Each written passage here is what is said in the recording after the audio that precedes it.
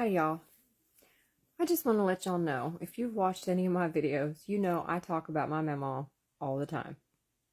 She was my great-grandmother by birth, but she had me from a baby. Her and my papaw adopted and raised me, and I was raised in the old Southern Appalachian ways. She was born on March 17th, 1924. And when I was born on March 15th, she was 60 years old, and 2 days later, on March 17th, she turned 61. She was an amazing woman.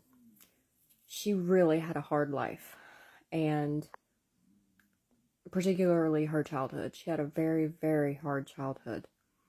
And she had love, but not in the way that she deserved. And she had a really hard life, hard childhood. And kids loved her. She became a widow at a young age. She had 3 children who were young, still at home. She had a 4th child who had passed away. That was her first child. Her name was Brenda. And she was bitten by a spider when they was picking berries, and she passed away. And at this time, my mamaw was expecting with her second child, 6 months, I believe it was. So that was very hard on her. And she had a son, and she wanted a baby girl. She had another child, and it was a son. And she had a hard time during childbirth, and the doctors kept saying, "You're small, your babies are huge, you gotta stop." She's like, "I'm gonna have my baby girl." So then she had my grandmother, and she loved all her kids dearly.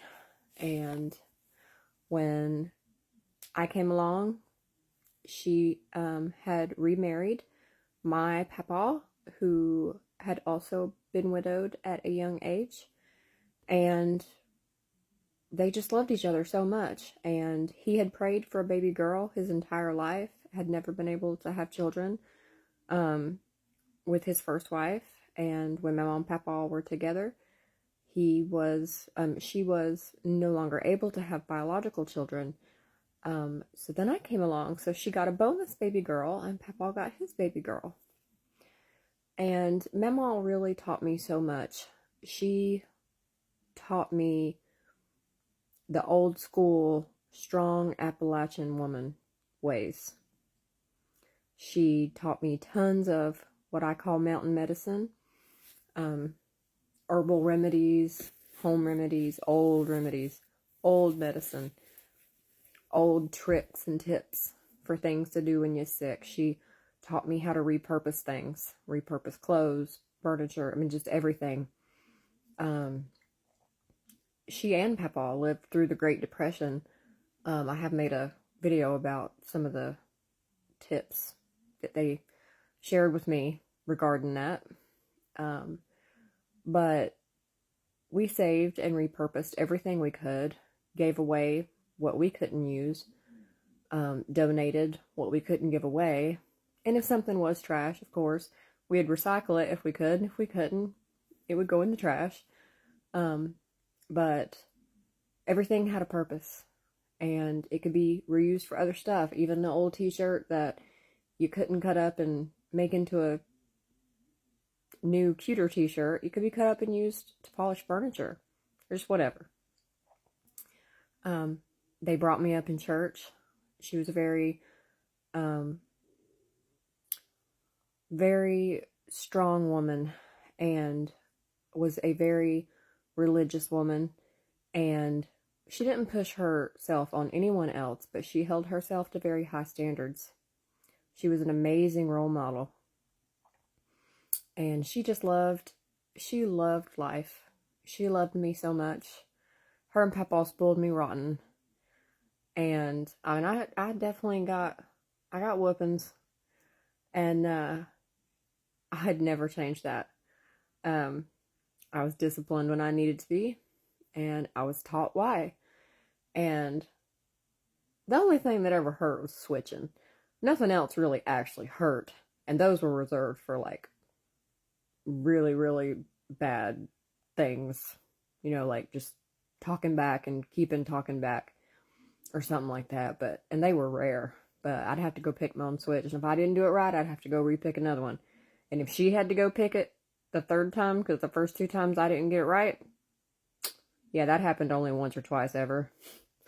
But, yeah, we'd read our Bible together every morning, all 3 of us.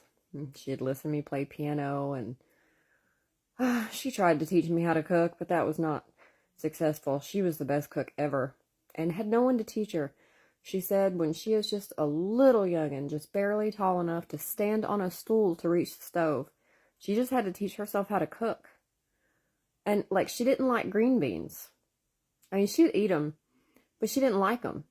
But somehow she made the best green beans out of anybody I've ever had their green beans.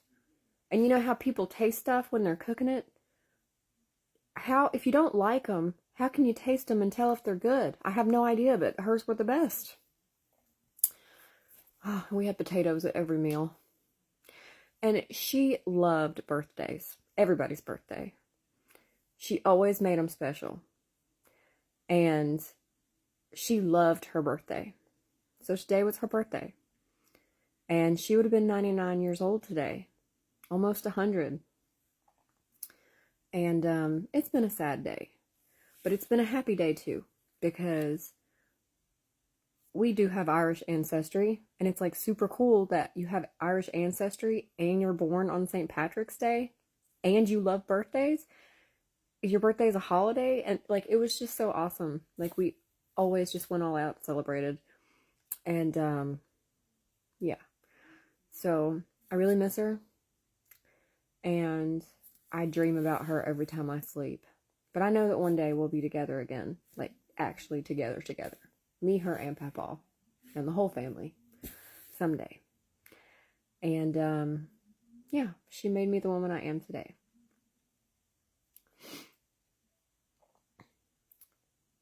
Sorry. So the last thing she had on this earth was Dr. Pepper.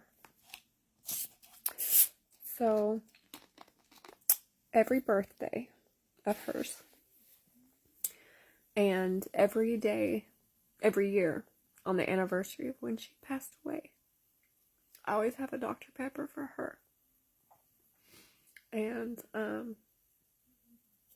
yeah, so I've actually had a couple of them today, because they came in like a little 6-pack. But, here's my Dr. Pepper. And this is to you, Mamaw. I love you.